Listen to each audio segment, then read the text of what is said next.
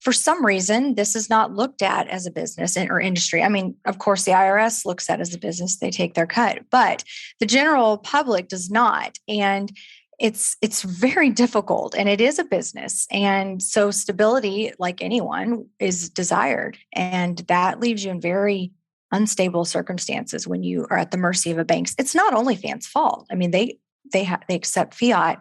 They have to do what the banks say. So OnlyFans, unfortunately, got the backlash of that. But the reality is, they can only do with what they can do. Welcome to the Progressive Bitcoiner podcast, where we explore the intersection of Bitcoin and progressive issues. I'm your host, Mark Stefani. My guest today is Allie Rae. She is a former Navy veteran turned neonatal intensive care unit nurse. She also found additional success in the adult entertainment industry, but due to unfortunate circumstances, she had to leave her nursing position, but has subsequently accomplished an incredible amount in her new entrepreneurial endeavors. We talk about her life as a nurse and the transition to the adult entertainment industry, and how that industry is affected by banking regulations. We also explore the reasons why she has started her new venture, Wetspace, that is a platform for adult content creators using cryptocurrencies as a means of payment. Thank you so much for listening. Please enjoy this episode with Allie Rae.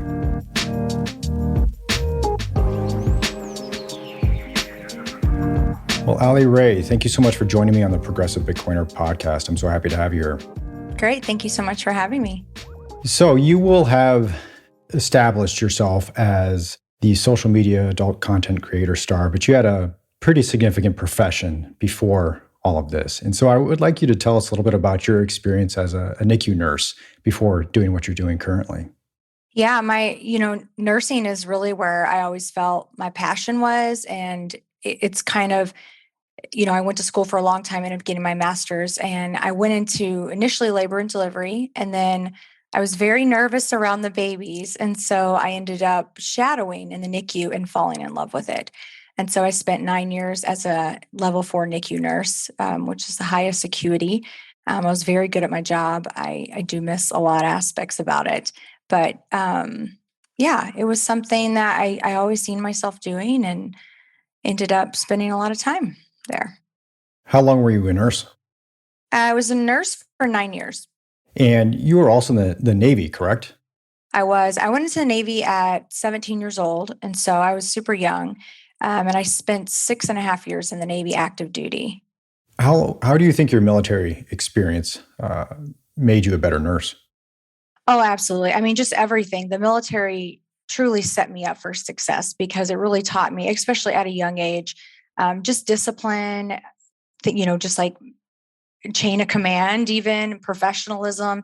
I worked for the Admiral's office, so I was a writer, and I wrote like the awards and speeches and such. So I developed amazing writing skills, which definitely carried me through, my graduate degree and such. So it was, there was a tremendous amount of benefit. And then just the being independent at such a young age, I think you learn a lot really quickly. Being a NICU nurse is obviously one of the most challenging nursing positions that you could have. And you're faced with weekly, daily situations that are incredibly emotionally burdensome. I'm wondering how you were able to comfort grieving families. And did your means by doing so change as your career went on? Yeah, I will say that's one thing I pride myself with. I really truly believe I was born to be a NICU nurse. I had just an innate ability to bond with these families, not only as a mother, but just as a compassionate side of things. It's especially in that level of acuity, it's not always happy. So it's never a happy story, but things can get really ugly really quick.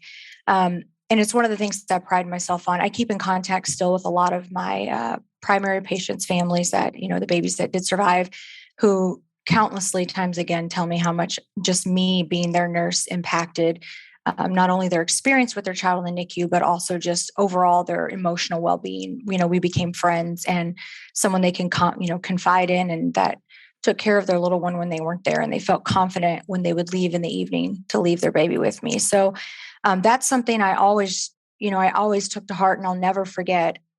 A lot of nurses have obviously compassion and great bedside manner.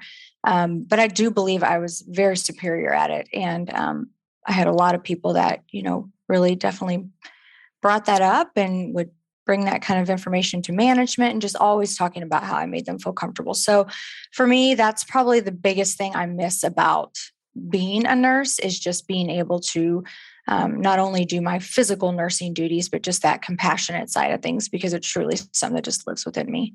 So you feel like it's innate, or was it something that you tried to continue to hone over your career? I think it just became natural to me. I'm just a compassionate person. And I think add the fact that I'm a mother. I'm will not claim to have ever been a NICU mother because those are the strongest mothers I know. But I will say I cannot imagine leaving my baby, with a nurse or someone, especially when they're premature and such. So it's something that I just really enjoyed, and I felt like I was great at it. It didn't take effort for me to try to be that way. It was just natural. Would you mind telling us about your experience that ultimately made you leave nursing? Yeah. So, if we take it back, I started during the pandemic, just kind of doing like beer reviews and things like that on an Instagram, more of a vlogging. And what ultimately ended up happening and how I was discovered of what I was actually doing on OnlyFans, which in itself was a progressive thing, was the Bruins. I had posted some type of photo on Instagram that was retweeted or retagged or something by the Boston Bruins. And so a lot of people seen it.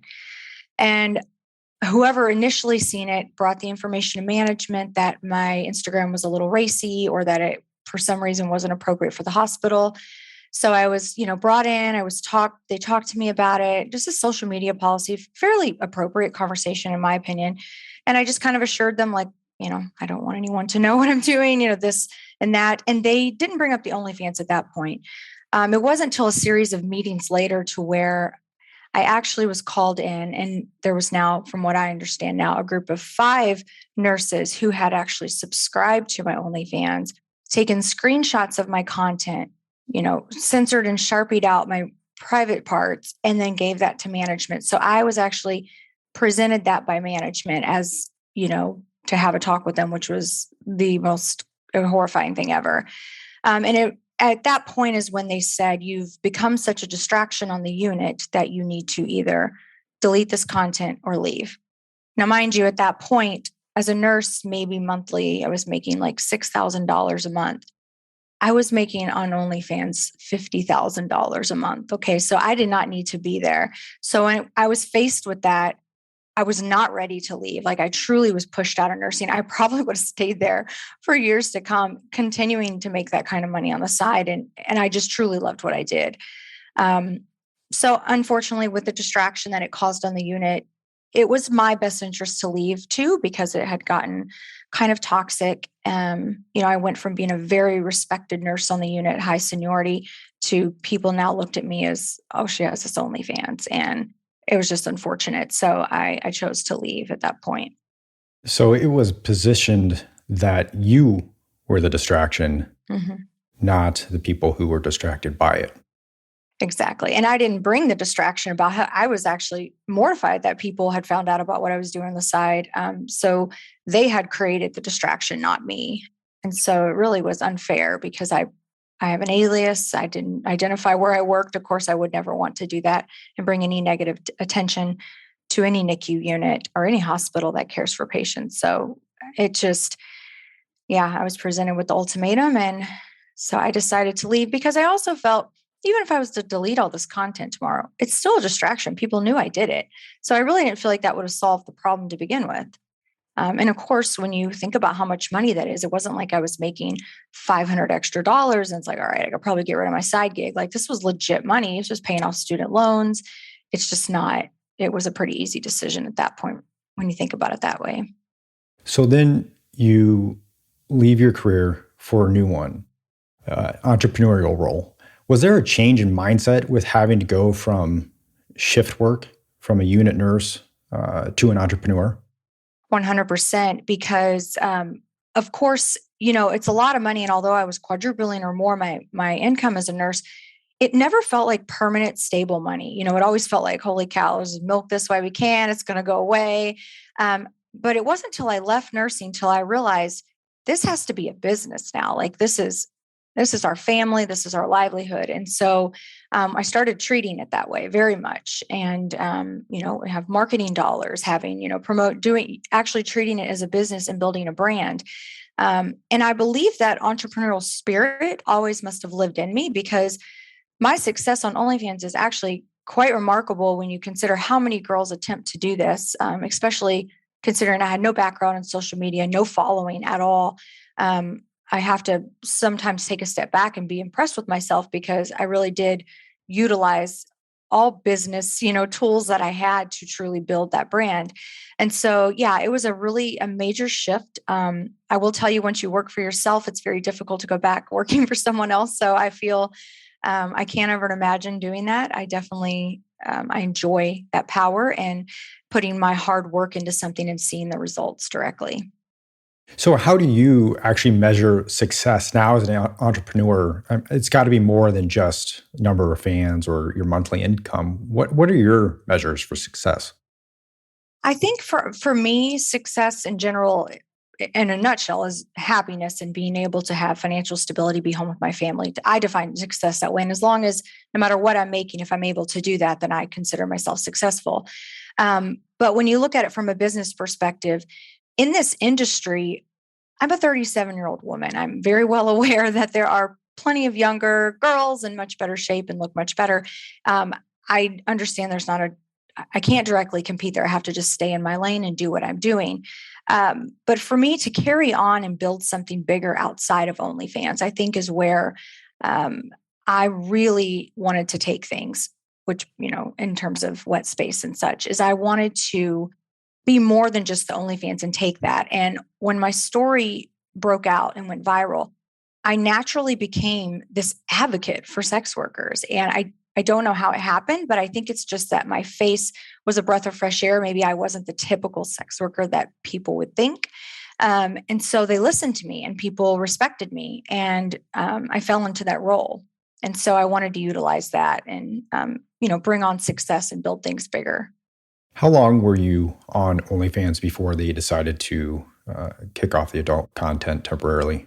I had just hit a year, actually, and my story had got out and I was doing astronomically well that month in particular. It was the week after. So I was very concerned about what was happening. Here I am at the peak. I've just, started making all this crazy, even more crazy amounts of money. And now they're going to shut down, so I was very concerned, but I also believe I was fairly level-headed about not just immediately jumping ship and driving my traffic somewhere. There was a lot of thought that went into that, and a lot of girls did do that. And I stayed true to it. And fortunately enough, they reversed their ban, but it definitely left me thinking about my business and the stability of it. Were you aware of banks' ability to cut off payments not only to people, but particular industries such as adult entertainment prior to this OnlyFans ban? I was not. I actually, I had heard about, I think, Pornhub had gone through something similar, but I knew theirs was really more of a KYC issue. But I wasn't I didn't even know much about OnlyFans, when I joined in it. I just knew some chick, Bella Thorne, made all this money on there one day and everybody heard about it. And I'm like, I got to check it out.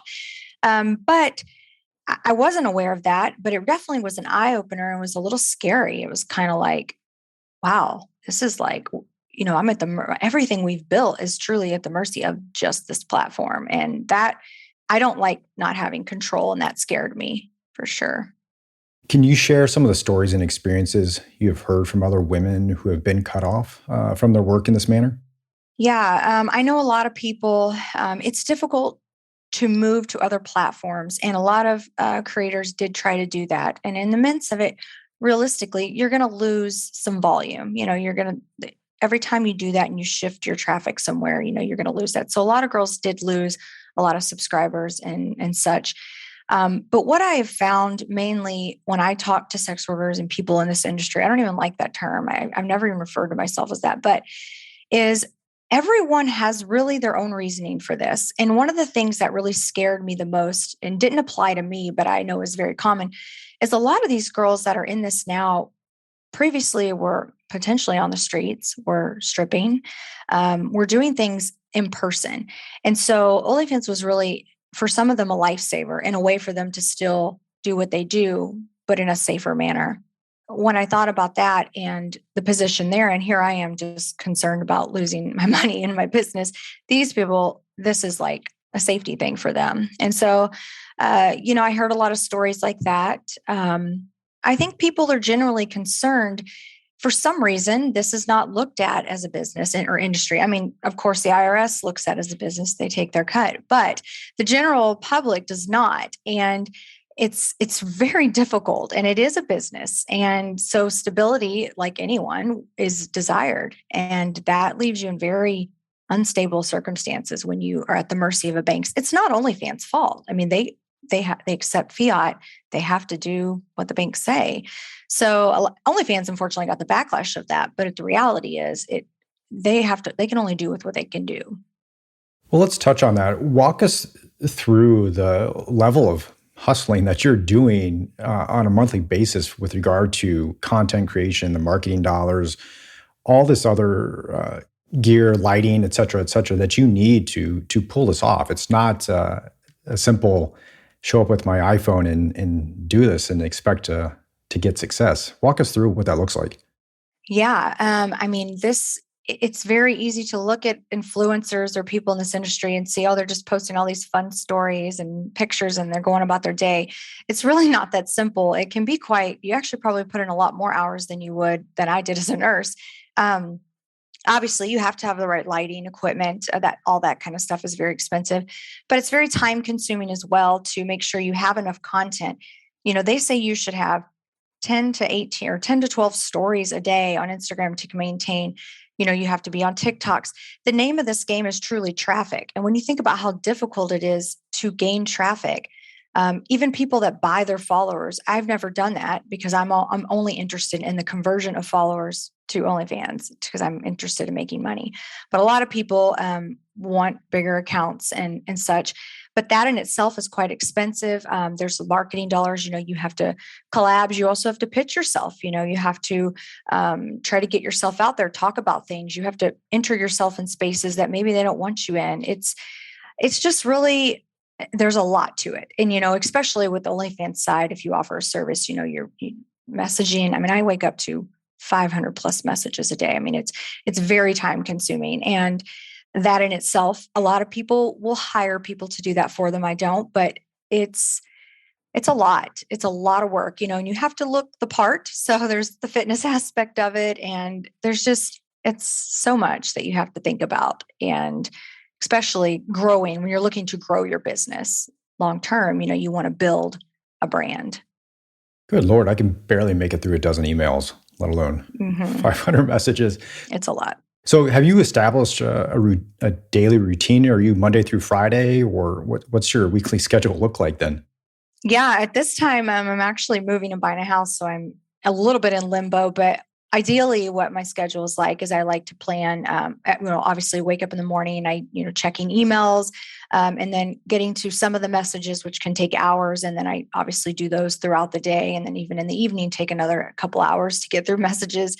But during the day, it's a lot of, editing. The editing is probably the most time consuming editing of your content. That takes hours upon hours. And that's very difficult, especially when you're talking video content and sound and et cetera. So that, is a lot.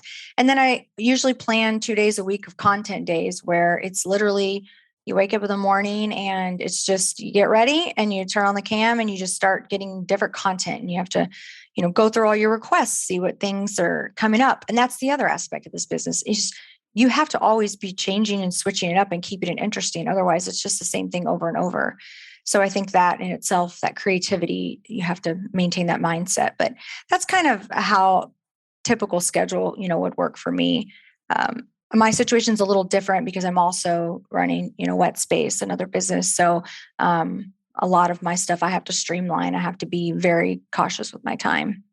So you start to, I'm sure, hear about crypto probably around 2017 or so. How do you get approached by the CumRocket experience? And I'm assuming it was an ICO token at some point. Can you tell us more about that experience? Yeah. So here's my experience with crypto. Prior to August of last year, I own some Dogecoin. I got in before the Elon pump, and that's about the extent of my crypto knowledge at that point. One thing I started noticing is a lot of what I considered at the time, bigger models and creators were posting a lot of stuff about crypto. And I started to think, well, I don't know what it is, but I know it's obviously becoming popular and I need to be a part of it. Um, and I got involved with CumRocket at that point. They had reached out and wanted to discuss some stuff with me. And so at that point, it was just about being a part of their NFT launching, some NFTs, which did really successful and great. But as I started watching and really looking at long term, like the protection of your content, and I started to see this could really fit in the adult space more so than what I think the general people thought, it just being a coin. I started to look at it as you could put your content on the blockchain and protect it, and you would have privacy issues. And so I was looking at things that way. But one of the things I learned while working with CumRocket is that this coin situation will never work with the adult coins. And that's very unfortunate because a lot of people will invest up front in that. And it's a pump and dump. I mean, it truly is. And it really takes advantage of creators' fans. And I did not like that, which is why I did not promote or have my fans go to things, because they have two masters. You have the investors, but then you have the creators who, if they want to cash out, like we want our money right away, that's what we do. And that ultimately was making the coin not stable. Obviously it was too volatile, and that coin now is in the gutter because of that. And I just didn't think that balance was ever going to work for any coin at all. And it made me think, why does there have to be a specific coin? Like, why do we have to use that coin in particular? Why can't people just pay for content in any crypto? And that's when I really started learning and thinking about things. That's a fascinating experience, and I think one that's all too familiar with many people. So thank you for sharing that. And so you become disillusioned by that experience, and the sentiment of I need to do my own thing and be responsible for my own content and platform due to the OnlyFans experience starts to plant that seed in your mind. And so you take matters into your own hands again, and you launch Wetspace, which you describe as liberating and self-empowering for women and adult entertainers. So please tell us about Wetspace and what you hope to have it do for women and adult entertainers. Yeah, so Wetspace will be a subscription-based platform, very similar to like an OnlyFans. Obviously, it'll have far more superior features and such because I'm a creator and I'm designing it. I'm my input's there, so I know what we need to do our business well. But the unique thing about Wetspace is it will be crypto-based, and not just any coin. We don't have a coin. That's not what we're doing. We will be accepting multiple stable coins, BUSD, USDT, Ethereum, we will accept as well. We are obtaining smart contracts on that. So while we would love to accept every coin possible, we can only do with what's in our means and what, those smart contracts allow. But what I thought about it, and the reason why crypto is decentralized, obviously. And so you could build your business on Wetspace. Now, mind you, I'm not leaving OnlyFans myself. I am remaining on OnlyFans at this time, but to not have to worry about banks or something coming in and changing things and getting that 30-day notice from whatever platform you're on. Because if it's not OnlyFans, it could be Fansly. It could be any of those platforms that accept fiat, is really where I felt like it's going to create that stability for creators. Crypto in itself is becoming more mainstream. It's more accepted widely. The government's accepting it at this point. And so I think people will, if they didn't know about crypto, they're going to start knowing more and more about it. But I also was really thinking about the amount of fans that I have that reach out to me that cannot be on OnlyFans for anonymity reasons, and how Wetspace is truly going to provide the medium for them as well to consume content. So what I've told, say to creators out there is this is an audience that you're likely not tapping into yet. These are people that they won't be on OnlyFans because their CPA will see their bank statements, or their wife, or, you use your bank statements for so much. So that in itself, I think for the fan side of things it's a place for them to consume content privately. And as well for the creator, it's a way for them to create content and sell it essentially privately, because their money would go directly into a crypto wallet, and then they can cash it out as they please, but no one ever sees that they're getting paid by OnlyFans monthly. So it solves quite a few issues there in itself. And for creators, the main driving force behind it was the stability of knowing that we don't answer to anyone but the creators. There's no banks telling us what we can and can't do. And so I think that's the future of crypto and in the adult space. I don't think it's the tokens. I don't think it's a particular coin. I think it's just use crypto to pay for your content. So your rationale is you're opening it up to as many tokens within your cryptocurrencies within your means, and that is reasonable for you because it allows that user base to be broader than if you were just to have one cryptocurrency. Is that the rationale, or your additional reasons? Well, the audience is larger because these are people that probably messaging creators offline for PayPal or Venmo, or cannot do transactions on OnlyFans. So when I speak of a larger audience, that's what I'm referring to, is these are people that probably have always wanted to purchase content, but they can't because they literally have to tell OnlyFans everything about themselves and give their credit card, et cetera. So that in itself will be a different audience than creators have, because there's not another platform that allows that. The multitude of coins really just gives the creator and the fan the ability to use whatever currency they want. And the creator will be able to turn off certain ones if she doesn't want to accept, Ethereum. She doesn't have to. And, that's the stable coins in themselves kind of solves the problem that I've seen with CumRocket, because you're not going to wait, one morning you have $100 in your account and the next morning it's, 60. There's the volatility is so minimal there with the stable coins that it's truly just basically like an electronic gift card. I mean, that's the best way I try to explain it to people who are not in crypto and don't want to know too much about crypto. Is it's just a way to transact without having to use regular fiat. So you're trying to remain essentially agnostic to the token itself. Yes. How's the platform handling KYC and anonymity? Well, we have 4 attorneys. This is something that was very important to me and my partners, is the KYC process. There is a level of what you're supposed to do and then what you have to do. And then, obviously there's other things you can do to protect yourself. Our KYC process in terms of what the user experiences will be very similar to most sites that, they've signed up on. You take the picture with your ID, et cetera. That KYC process for the user is not going to be much different. On our end, what Wetspace is doing is it's the record keeping that we are required to have. And then what we could also have, we can keep more records so that we're even double protecting ourselves. The last thing we want is down the road them to get more strict with their rules on the KYC, which is, I believe, what happened to Pornhub back in the day, is they wanted them to be doing more and they didn't have these records. So they had to actually close down and stop paying until they got all that. So we're taking it a step above our record keepings. We're going to have also third party that helps keep those as well. So, in the event that something comes up, we can show that we have done above and beyond what is actually required of us. And it's costing extra money to do that. But at the end of the day, I think it's worth it than building this wonderful platform and then having some little small hang up in that way. We're also taking seriously a lot of collaborations and release forums as far as creators that collab together and making sure that we actually have, a consent form uploaded with the video. We've got some really cool features that will allow them to do that right in the moment. And that in itself is a lot of protection as well, and it's not something we have to do, but it's necessary because we don't know that the creator in the film is actually, obviously, they've not been KYC'd. So they have to be KYC'd if they're going to be on the platform as well. Correct me if I'm wrong, but is the anonymity part on the user end? So they have to KYC to access the platform, but the payments themselves are not necessarily tracked because they're using a cryptocurrency. Is that correct?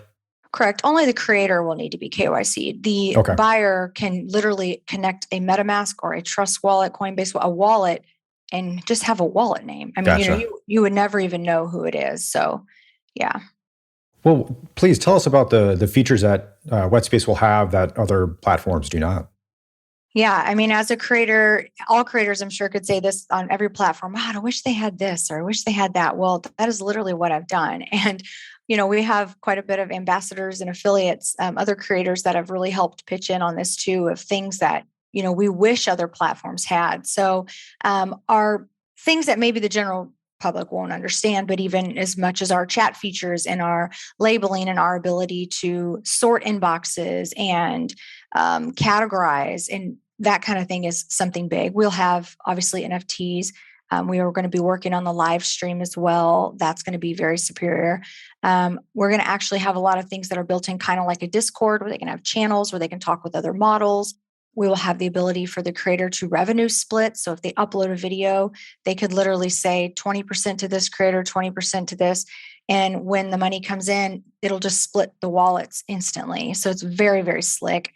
We have a discovery feature, which is one thing OnlyFans does not have.